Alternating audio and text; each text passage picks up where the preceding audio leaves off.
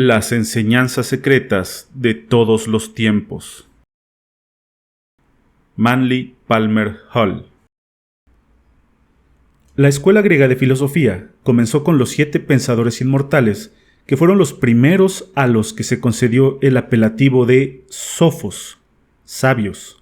Según Diógenes Laercio, se trata de Tales de Mileto, Solón de Atenas, Quilón de Lacedonia, Pitaco de Mitilene, Bías de Priene, Cleóbulo de Lindos y Periandro de Corinto. Para Tales, el agua era el principio o elemento primordial sobre el cual la tierra flotaba como un barco, y los terremotos eran consecuencia de las perturbaciones que se producían en aquel mar universal. Por ser Tales natural de Jonia, la escuela que perpetuó sus principios recibió el nombre de Jónica. Murió en el 546 a.C. y le sucedió Anaximandro, al que a su vez sucedieron Anaxímenes, Anaxágoras y Arquelao, con el cual acabó la escuela jónica. A diferencia de su maestro, Tales, Anaximandro manifestaba que el infinito inconmensurable e indefinible era el principio del cual nacía todo. Para Anaxímenes, el aire era el primer elemento del universo, y de él estaban hechas las almas y hasta la misma divinidad.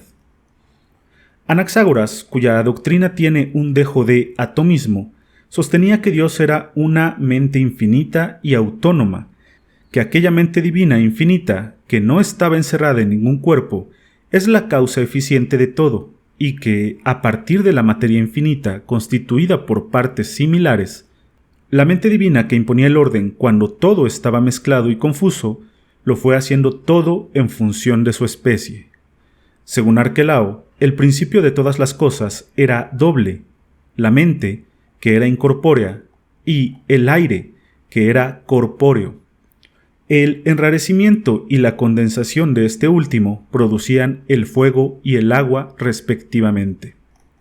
Arquelao concebía las estrellas como placas de hierro ardiendo. Heráclito, que vivió entre el 536 y el 470 a.C., y algunas veces se lo incluye en la escuela jónica, en su doctrina del cambio y del eterno retorno, sostenía que el fuego era el primer elemento y también el estado en el cual acabaría por reabsorberse el mundo. Consideraba que el alma del mundo era una exhalación de sus partes húmedas, y declaraba que el flujo y el reflujo del mar eran provocados por el sol.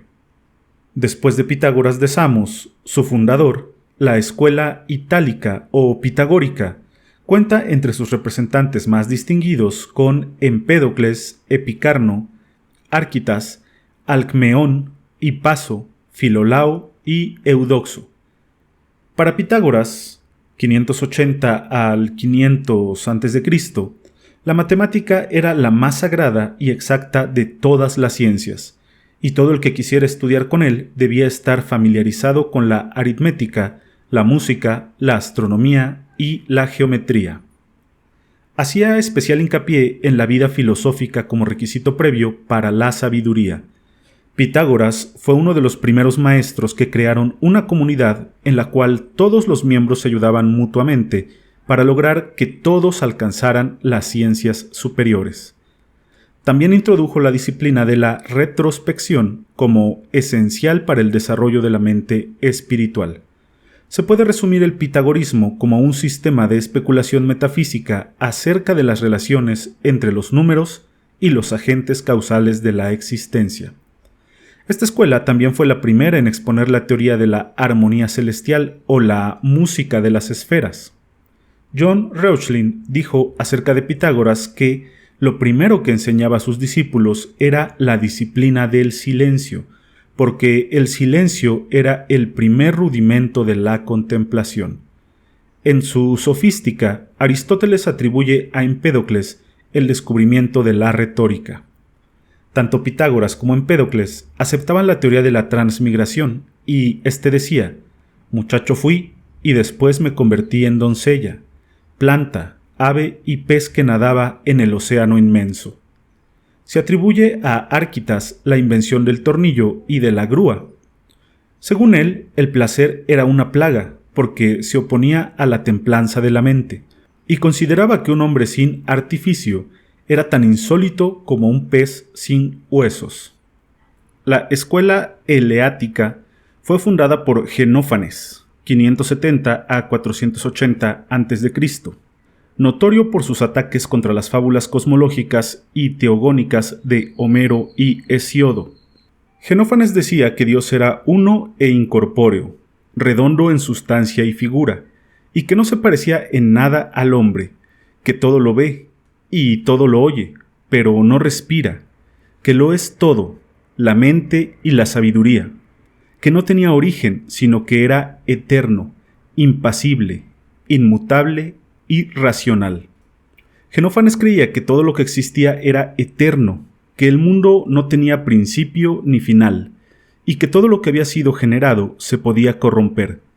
Vivió hasta una edad avanzada, y dicen que enterró a sus hijos con sus propias manos. Parménides estudió con Genófanes, aunque nunca estuvo totalmente de acuerdo con sus doctrinas.